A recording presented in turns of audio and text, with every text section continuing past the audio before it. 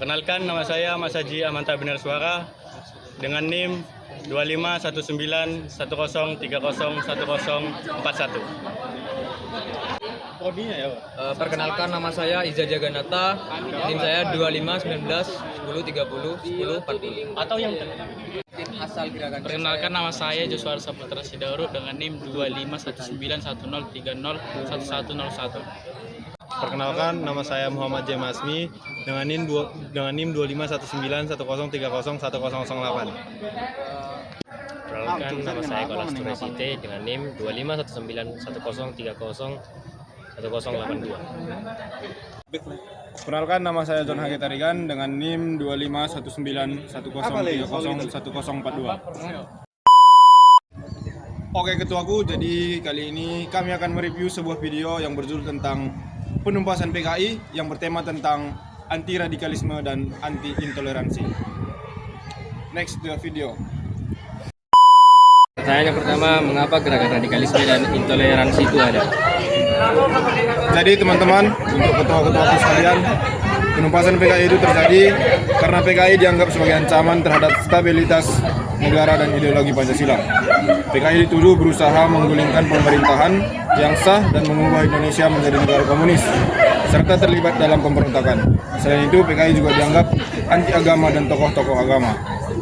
Setelah peristiwa G30S, terjadi penumpasan terhadap anggota dan simpatisan PKI di berbagai daerah yang mengakibatkan banyak korban jiwa. Penumpasan ini didukung oleh militer dan elemen masyarakat yang anti komunis dan akhirnya pengaruh PKI di Indonesia.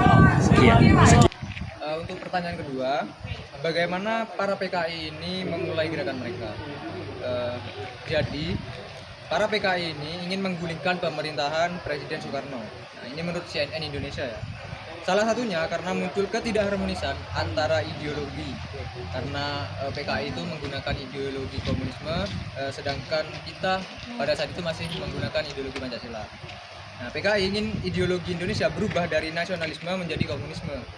Selain itu, ada ketidakharmonisan antara PKI dan Tentara Nasional Indonesia atau TNI yang berseberangan politik.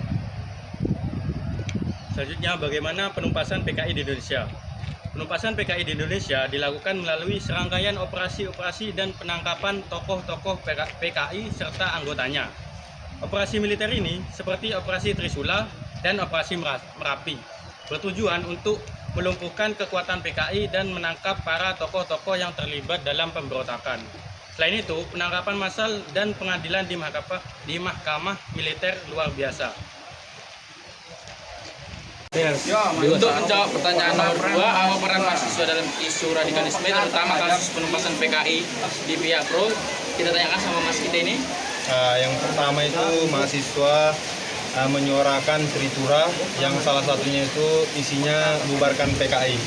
Terus itu ada tekanan politik dari mahasiswa terhadap pemerintah, yaitu Super Semar atau Surat Perintah 11 Maret yang ditujukan dari Soekarno ke Soeharto, yang kemudian secara resmi PKI itu dibubarkan. Selain dari Tritura, ada juga kelompok dari kami, yaitu Satuan Aksi Mahasiswa Indonesia Oktober 1965. Yaitu sama pembubaran PKI, perombakan kabinet Menpora, dan penurunan harga. Selain itu, mahasiswa juga berperan aktif dalam aksi massa dan demonstrasi, yaitu berupa unjuk rasa, coret-coret, dan mendukung Soekarno dalam yang hak melindungi PKI. Selain itu, menciptakan tekanan politik yang kuat di masa pemerintahan tersebut. Thank you. Oke. Jadi inilah dia teman-teman, sedikit review video tentang penumpasan PKI, anti radikalisme. Teknik TV. Izin ketua-ketua, salam hormat. Izin. Nampaknya tembak dulu.